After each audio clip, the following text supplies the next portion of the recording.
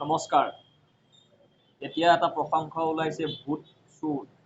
Vote চুৰ কোনে কৰিলে বোলে? বিজেপিয়ে বোলে ভোট চুৰ কৰিলে।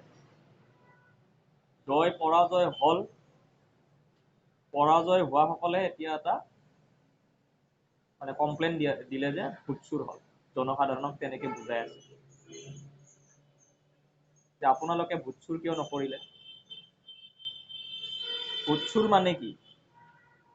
ভোট চুৰ মানে যদি বিজেপিয়ে যদি ভোট চুৰ কৰিছে আপোনালোকে কিয় কৰা নাই? আপোনালোকেও কৰিব লাগিছে ন। ভোট চুৰ মানে হৈছে যদি আমি কেতিয়াবা যে স্কুলত যে নকল যে মাৰিছিলো, নকল, এই নকল মাৰাটোৱে ভোট চুৰ নেকি? কোনো ধৰণৰ ভোট চুৰ হোৱা নাই। আপোনালোকৰ দলৰ পাৰ্টিৰ ৰণনীতি নাই, এই কথাটো মানি লওক। ঠিক আছে। আৰু মই কওঁ যে শুনক ভালকে কথাটো,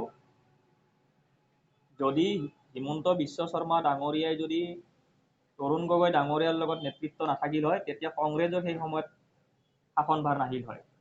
এই কথাখিনিও আপোনালোকে ভালকে মনত ৰাখক।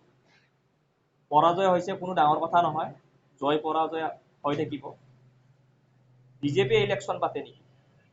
বিজেপিয়ে নিৰ্বাচন পাতে নেকি? নাপাতে নহয়। মই বিজেপিৰ মানুহ নহয় দিয়ক, কিন্তু ৰাইজক, জনসাধাৰণক মিছা কথা নকব। জনসাধাৰণে জানে, সকলো জানে, কিন্তু জনসাধাৰণে নাজানে যদি এটা কথাই নাজানে, ৰাজনীতি বুজি নাপায়। এই কথাটো মই স্বীকাৰ কৰোঁ। জনসাধাৰণে ৰাজনীতি ভালকৈ বুজি উঠা নাই। কিন্তু আপোনালোকে এই কথাষাৰ নকব যে ভোট চুৰ হৈছে। ভোট চুৰ হৈছে যদি আপোনালোকেও কৰিব লাগিছিলে ভোট চুৰ। বিজেপিয়েতো নিৰ্বাচন নাপাতে। ইলেকশ্যনাৰ কমিশ্যনাৰে নিৰ্বাচন বিভাগেহে নিৰ্বাচন পাতে। আপোনালোকে তেওঁলোকক ধৰক যদি ভোট চুৰ হৈছে। বুজি পালে নাই? এতিয়া মই আপোনালোকৰ দিছপুৰত পৰাজয় হোৱাৰ কাৰণকেইটা কৈ দিম। দিছপুৰত কিয় পৰাজয় হ'ল এই কথাটো আপোনালোকে, মই জনসাধাৰণ, মই কোনো পাৰ্টিৰ মানুহ মই নহয়, কিন্তু আপোনালোকে শিকক, জানি থওক কিয় আপোনালোকে পৰাজয় হ'ল। নাম্বাৰ 1, কথাবিলাক ভালকে মনোযোগ দি শুনিব। নাম্বাৰ 1, আপোনালোকে পৰাজয় হোৱাৰ কাৰণটো হৈছে আপোনালোকে প্ৰথমতে কেণ্ডিডেটৰ ঘোষণা কৰিছে। 2 নম্বৰ আপোনালোকে চাব লাগিছিলে যে কোনে কি কৰিছে মই নাজানো, আমাৰ সমষ্টি আমি জয় হ'ব লাগে, এইটো আমাৰ দায়িত্ব। এইটো আপোনালোকে কৰা নাই। 3 নম্বৰ, কোনো এজন লোকে বিহাৰৰ বাছ, মই আগতে ভিডিঅ'টো বনাইছিলোঁ, বিহাৰৰ প্লেট নাম্বাৰৰ বাছেদি মানুহ অনা বুলি কৈছে, 4G ভোটাৰ বুলি কৈছে। ঠিক আছে, কোনোবা এটা আপোনালোকে মিডিয়াত ল'ৰা এজন ধৰাইছে, ভাল কথা। তাতে আপোনালোকৰ মাইনাছ পইণ্ট। আপোনালোকে এটা বাক্য উল্লেখ কৰিছিলে, বিহাৰী, মানে হিন্দী কথা ক'লে গোটেই বিহাৰত। কথাখিনি ভালকে শুনিব, হিন্দী কথা ক'লে মানে গোটেই মানুহখিনি বিহাৰত দুখ জাপি দিয়ে।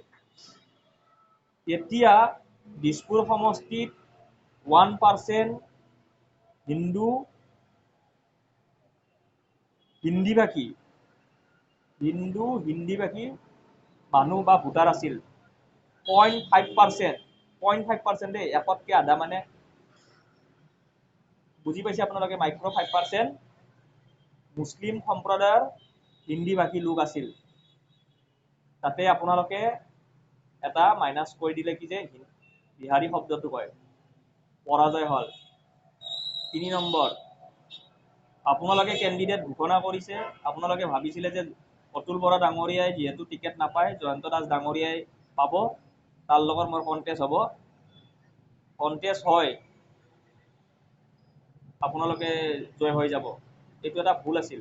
অপপ্ৰচাৰ অলপমান হ'ল। ডিপ্লু ৰঞ্জন শৰ্মাই টিকেট পাব বুলি ভাবিছিলে, নাপালে। নহয়, খেলটো বেলেগ। জয়ন্ত দাস ডাঙৰীয়াক ইমান বছৰৰ, 35টা বছৰৰ হঠাৎ আনি দিয়া, মানে জীৱন শেষ কৰা মানুহে হৈছে কংগ্ৰেছ। যদি প্ৰদ্যুৎ বৰদলৈ ডাঙৰীয়াই যদি বিজেপিত যদি জইন নহয়, এতিয়া জয়ন্ত দাসে টিকেট পোৱাটো খাটাং, কংগ্ৰেছৰ ভুল আছে, কংগ্ৰেছৰ এই ভুলবিলাক মানি ল'ব। ঠিক আছে, 3 নম্বৰ ক'লো। 4 নম্বৰ ভোট চুৰৰ কথা যে ক'লে, যদি তেওঁলোকে যদি ভোট চুৰ কৰিছে, আপোনালোকেও কৰিব লাগিছিলে, আপোনালোকে নকৰিলে। 5 নম্বৰ, ৰাইজৰ মাজত আপোনালোকে যোৱা নাই। দিছপুৰ সমষ্টিত মই প্ৰত্যক্ষ কৰি আছিলো সকলোকে, ৰাইজৰ মাজত আপোনালোকে যোৱা নাই।